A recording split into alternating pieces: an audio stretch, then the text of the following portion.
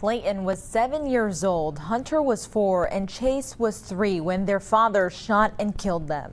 Today, the final chapter was written in this tragic case. Chad Dorman pleaded guilty to the murders.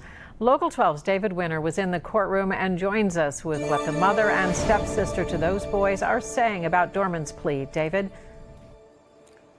Yeah, Paula, there's likely not a person in the tri-state who doesn't have burned in their minds the picture of those 3 sweet boys who were shot and killed by their father. Well, now that father is not facing the death penalty, but he will likely die in prison. 33-year-old Chad Dorman showed no emotion from the moment he walked into the courtroom to the moment he heard the judge impose sentence. Mr. Dorman, as to count 1, I'll impose a prison sentence of life in prison without the possibility of parole. The judge found Dorman guilty of 3 counts of murder for each of his 3 boys. It was part of a plea deal struck between Dorman and the prosecutor, who said he was approached on Tuesday by the defense. Dorman agreed in exchange for taking the death penalty off the table, he would accept 3 consecutive life sentences, agree to drop his plea of guilty by reason of insanity. He agrees to never be eligible for parole and not to appeal this decision. This all stems from what happened in Monroe Township on June 15, 2023, when Dorman shot 2 of his sons, then chased down the 3rd and executed him as well. All this while their mother and stepsister were desperately trying to stop him from killing 3-year-old Chase, 4-year-old Hunter, and 7-year-old Clayton. Dorman's stepdaughter stood and stared at him as an assistant prosecutor read a statement that she wrote.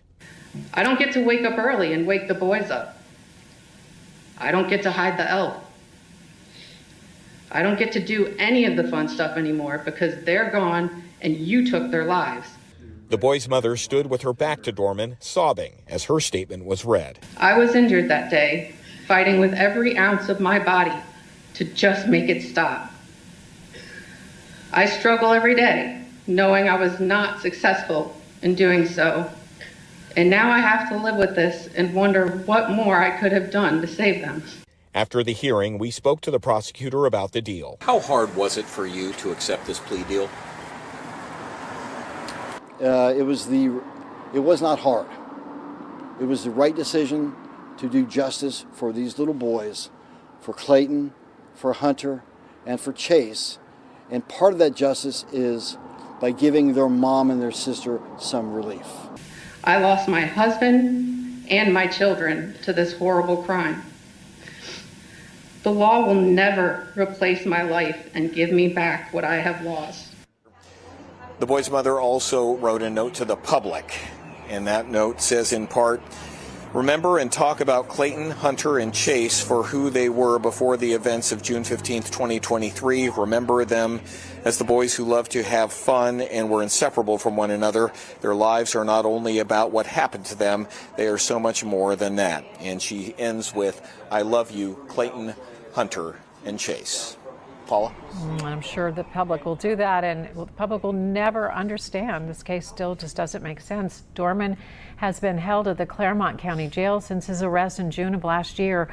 Once he is officially sentenced to prison, he would typically be transferred to a state prison within just a few days. Hey there. Yeah, you could stop watching right now, but let's be honest, you don't want to do that. Hit the links or click subscribe to see more amazing content from all of us here at Local 12.